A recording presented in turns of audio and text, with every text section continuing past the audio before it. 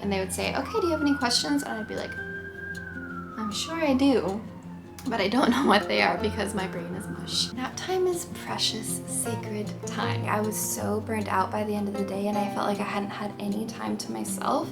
Okay, I'm gonna have my perfect eat, play, sleep schedule, and then that didn't work for my baby. And if there's this buildup of anger and resentment and frustration, we're not gonna be happy. Sitting down and watching a show on Netflix uninterrupted, sometimes that is what you need, and that's okay. Hey everybody, I'm Grace. Welcome back to my channel. I make motherhood and lifestyle content here on YouTube. And today I'm going to be making a video that I'm excited and a little bit nervous about. It is the top 10 things I wish I knew before having a baby / tips and advice for new moms and parents. And if you didn't know, I have a 4.5-month-old daughter named Ivy. She is absolutely amazing. She's my husband's first baby, and it has been a steep learning curve. I just want to share some things that I have learned with the new and expecting families out there. I really have learned a lot in the last 4.5 months, and I think the only way to really understand what it's like to be a parent is to actually go through it. So I'm excited to share a couple things that I've learned with you guys, and just know by no means am I an expert. I'm coming from a place of my own personal experiences and opinions, but I hope that a lot of you can relate to it. Before having a baby and while I was pregnant, I did a lot of research. I felt pretty prepared to have a baby. I learned about sleep and feeding and got all the toys and had the perfect registry, and I thought I was ready. And then Ivy was born and yikes, I was not ready. And there were a lot of things that I wish that I would have known or understood better or just been aware of before she was there to help us through that stage a little bit better. So a lot of these tips are going to be most applicable to the newborn stage, the first 3 to 4 months. And I'm just going to dive right into it. So these are in no particular order. Oh, and quick note, I was writing out some notes for this and I had a ton of things I wish I knew about feeding, so many that it could be its own video. So I'm actually going to leave those tips out and I'm going to plug them into another video about my breastfeeding journey just because I don't want this video to be all about that. So watch out for that video if you want some tips and things I wish I would have known about feeding. Okay, first thing that I wish I would have known. Find a pediatrician that you're comfortable with and don't be afraid to switch. This was huge for me. But a couple months before Ivy was born, we found a pediatrician. I had asked on Facebook what pediatrician people recommended in my area, and a few people recommended this one specific doctor, and I was like, okay, great, we'll go with him. And I called the place, I got it set up, and even as I was calling them, I just had weird vibes. And I think that was my intuition telling me not to go with this place, but there's a lot to do. I didn't want to worry about finding a pediatrician, so I kind of just brushed it off and I was like, okay, no, it's gonna be fine. It's a pediatrician, they like babies, it's gonna be okay. It wasn't great. The place we ended up going in the beginning, they just were very brief and impersonal and didn't really seem to care that much about us or our baby, which for first-time parents especially, I just don't understand that. We have a brand new precious human being, my pride and joy, and you're just gonna be super brief and quick, and it was just not good. I needed a little bit warm and fuzzy. So we ended up switching pediatricians, and it was kind of a hassle because we had to change over all of the records and insurance, and yeah, it was a process.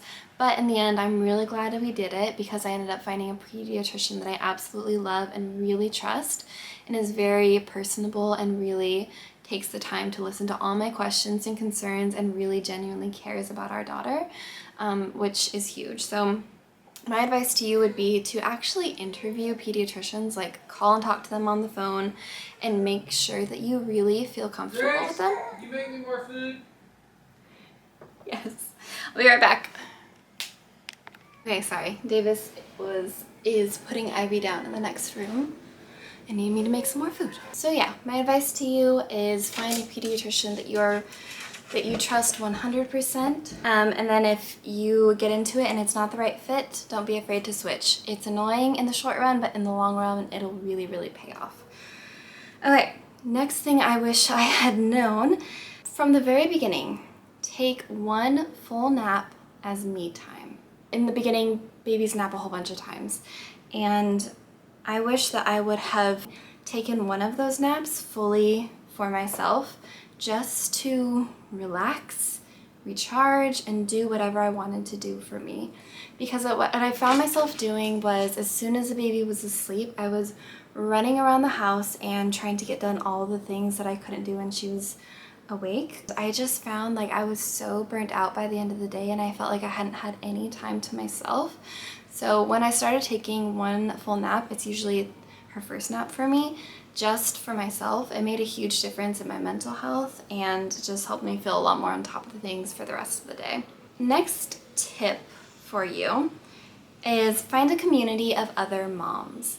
Now I realize that this is hard to do. I feel like it's hard to, especially if you're a young mom or you just, don't have friends that have babies, this is hard to find a real community that you feel comfortable with.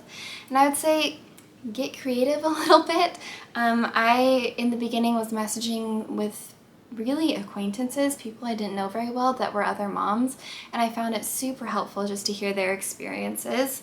And I also joined a couple groups on Facebook. I joined Jess Hover and Friends. I don't know if you guys watch her on YouTube, but she has an excellent Facebook group with like so many moms, and you can ask about anything and you'll get really great advice. And then I also was part of a due date group, and I just found those things really comforting and reassuring when I had a question or I was just looking for people in a similar stage of life as me. So I definitely recommend getting creative and finding some other moms that you can talk to and that can really relate to what you're going through. The next thing I wish that I knew is kind of a big one. Asking for help does not mean that you are weak or incapable. This was really hard for me to realize. The way I pictured myself being a mom, I really thought I was going to be like so independent and confident and competent and everything and just like be a complete natural. And that wasn't the case necessarily. And I think it's important to realize that we were never meant to raise babies alone. We are meant to have a community of people around us. And the way what our society is now, most of us don't. I remember texting with my mom a couple of days or weeks maybe after Ivy was born, and I was having a really hard time with all the feeding stuff and having to move. Like it was a lot. I remember I texted her. I had asked her to come over, and then I had said, I want to be strong and independent, but I need my mommy. And she texted back, you can be strong and independent and still need your mommy. And that just was so comforting for me to hear from my mom. So just please keep that in mind. Asking for help in the postpartum stage and when you have a newborn does not mean that you're weak. It doesn't mean that you can't do it on your own. If you had to, you could, but you shouldn't have to. I hope that you won't be embarrassed or discouraged when asking for help, because it's really so important to have that community around you. Okay, the next one. This was kind of like a humbling thing for me to realize. You don't know everything, but you do know your baby best. Do what's right for them. Now, like I said, I had done a lot of research. I thought I knew exactly what I was doing, and some things that I was doing were not working, and it was a real humbling thing for me to listen to the advice of others who knew what they were talking about, like other moms, my pediatrician, my friends, my husband. It was important for me to realize, like, okay, I don't know everything. This is my first time doing this, so that's okay. I am learning from other people. But to go along with that, you do know your baby best. You and your partner are likely the people that are spending the most time with your baby, and you know them better than anybody. So don't let people tell you what's best for your baby if you know. Like, be open to the advice of others, but at the end of the day, you know your baby best, and do what is right for you and your family. Okay, next one. Have a flexible routine, not a rigid schedule. Now this was my intention, having a flexible routine. However, once I actually got into things, it had become a pretty rigid schedule. I had notes on my phone of when she was gonna eat, when she was gonna sleep. You know, it worked well in the beginning. I think it stressed me out a little bit, but it worked okay in the beginning. And then it got to a point where Ivy did not want to be on a rigid schedule. And she actually went on a feeding strike because I was always offering her food when she wasn't hungry. And she did not want to eat, and she would cry and fuss and really let me know. And that was really hard. It took us a while to figure out what was going on. And in the end, I had to drop my feeding schedule and start feeding on demand a little bit more. Which was hard for me because I had gone in with the intention of, okay, I'm gonna have my perfect eat, play, sleep schedule, and then that didn't work for my baby. At the end of the day, I'm not gonna force her to eat, and it really made a big difference. So we are still really consistent with our naps. I think that's really important if you're a routine person. But that's what it is, it's a routine. So we follow approximate wake windows, we try to do consistent naps in the same type of way, but there's some flexibility in there as to like when things happen, where things happen, who does things, and I think that's really important just for kind of being able to have your life back a little bit. If you're following a really rigid schedule, it's hard to do things. It's hard to go places, it's hard to see family, it's hard to have people over. So I think it's important to try and be flexible. And you know, some people don't have their babies on schedules at all, and that works great for them. Awesome. That just isn't the case for me. I'm definitely a routine person. I thrive on routine, and I have a bachelor's degree in education, and from what I've learned, children tend to do really well with schedules and routine also. So that's why that's important to me. Next one is also very important. Make time for your partner and communicate openly. Having a baby is such an enormous life change, especially your first one. You go from just you and your partner to you, your partner, and a baby, and your whole world changes. And suddenly, you know, you don't have all the time for just you two that you did before. And I feel like it's really easy to get into a pattern of just kind of like taking care of the baby, getting stuff done for yourself, and you kind of forget about your relationship.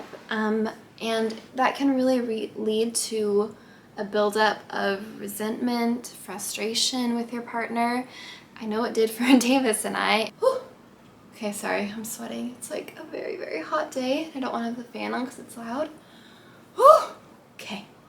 Davis and I really had to like sit down and talk, have a serious conversation. Like, we need to prioritize us still, even though we have this new baby to take care of, because our relationship is important too. And if there's this buildup of anger and resentment and frustration, we're not going to be happy. And happy parents make the best parents in general. So we have really been working on that, to be more honest with each other and upfront. Even the ugly feelings that you have sometimes, share them. Odds are your partner has thought about it too at some point. And I think it's really important just to be honest with each other. Next one, don't be embarrassed to ask all of the questions. When I was pregnant, I just had a list on my phone of questions for midwife appointments. Every time anything would come to my head, I would jot it down, and then when I would get to my appointment, I would have like a page of questions. And they kind of just knew, like, schedule a little extra time for her because she's gonna have a million questions. And I will let you know that I'm the same way with having a baby. I have another note in my phone, and every time I think of something, sorry, do you hear that siren in the background?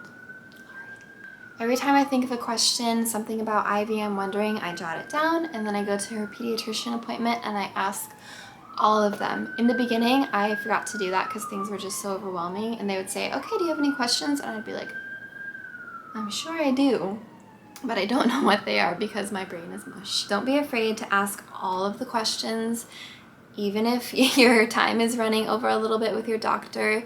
It's important, okay? Especially if you're a first-time mom. Getting that expert advice is really important. Next one, this is another, I'm saying this for everything is a big one. This is why it's my top 10. Okay. Figure out how to leave the house with your baby. Whew, this is hard. Maybe not for everybody, but this was hard for me. I remember talking to Davis when I was pregnant, and he was worrying about it being hard to go and do things once the baby was here, and I told him, like, no, it'll be fine. We'll just, you know, put her in our car seat and we'll just go out places and it'll just be really fun, the three of us. Oh honey, I've learned a lot since then. It is not as easy as I thought it would be. For some people it seems to be. A lot of people love to just like travel and go all over with their babies, which is awesome. Good for you if that's the case. It's not the case for me. Like I said, I'm definitely a routine person, so getting out of our at-home routine is difficult for me, and it's a little bit stressful for Ivy too. But with that being said, it's so important to leave the house once in a while. Oh, I'm sweating, sorry. We can get so bogged down in our routine and just the mundane day-to-day that it can get really just kind of overwhelming. So learning how to leave the house with your baby is super important. Pack up that diaper bag as full as you need to. Bring your car seat, get a white noise machine, get a car seat cover so you can nap in the car if you need to, and just go for it. And it's kind of trial and error in the beginning. I am going to be making like a what's in my diaper bag / tips for going places with a baby. But I think it's important to try and start getting out at some point, just because we don't want to be cooped up in the house forever. We're still in the midst of the pandemic. Ivy was born like in the thick of it. So this is still hard for us. There's a lot of places we aren't going. But you know, things like families' houses or to the park or just on a walk even, that can be so refreshing to get out of the house. So definitely try your best to get out of the house with a baby. This next one is a tip I actually heard from another YouTuber, Megan Acuna. I don't know if you guys have heard of her, but I really like her channel. And she says, don't do anything while your baby is sleeping that you could do when they are awake. And I thought this is really great advice, and I've been trying to implement this for the last couple of months, and I think it's huge. Basically, nap time is precious, sacred time, okay? And you do not want to waste that doing things that you could do when your baby is awake. In the beginning, I remember thinking like, okay, I need to spend every single second that Ivy is awake, I need to be with her and entertaining her. And honestly, that just gets really exhausting sometimes. Now, I still spend a ton of time with her, entertaining her, but I let her be a little bit more independent and play with toys on her own sometimes, or be in the swing for a little bit while I'll get a task done. And that's been really just helpful for me in like accomplishing tasks like cooking and cleaning, and those can be fun. I'll put her in the baby carrier, I'll talk to her while I'm doing it. It's been really good for both of us to have those things to do during her wake windows, and then when she's sleeping, I can have that precious time that I need to do things that I couldn't do when she's awake, like editing or filming a video. Honestly, even sometimes just like sitting down and watching a show on Netflix uninterrupted, sometimes that is what you need, and that's okay. All right, so I believe that is my top 10 tips here. Let's see. Yes, it is. As I was brainstorming for this video, I did write down a couple other things, and I just want to mention them. So here are some bonus tips for you that I still think are really good things. Okay, tip 1. Take turns in the night to both get a longer stretch of sleep in the beginning. Bonus tip 2. Guard your heart on social media. Don't compare yourself or your baby to other moms or other babies. Bonus tip number 3. Be firm on your boundaries. Number 4. Set up support before the baby comes. Those are my bonus tips. I have a bunch of other ones and things I wish I would have known or done about feeding, but like I said, those are going to be in another video. So those are the things that I wish I would have known or understood better or done before having a baby. I hope this video was helpful for you. I'd love to know what things you wish you would have known before having a baby. If you guys actually want to leave your like top thing you wish you would have known in the comments, please do that, because then other moms and parents can go and read those and get some bonus advice. I think that can be super helpful sometimes to hear from other moms. So if you have any questions about any of these things, go ahead and leave those in the comments. I'll do my best to respond to you. And yeah, I just want to say, like, expecting moms, congratulations. You're gonna do great. Your baby is gonna be so cute and so sweet and so smart, and there are gonna be some hard times. There really will be, but you can get through them. You can get through anything, and you're gonna come out stronger and a better person on the other side. And to mamas who already have a baby like me, you're doing a great job. It's hard. It's harder than we expected, right? But it's also so much more wonderful and fun and exciting than we expected. And I hope that you are finding motherhood worthwhile, and I hope that you have a wonderful community around you. And I'm so glad that you are part of my community here on YouTube. I love you guys, and I really appreciate your support throughout this motherhood journey, because it is really a journey. Okay, I'm dripping in sweat. It's like 100 degrees outside. So I'm gonna wrap up this video. Thank you guys so much for watching. I will see you in the next one, and look forward to those other videos that I mentioned related to this topic. All right, bye.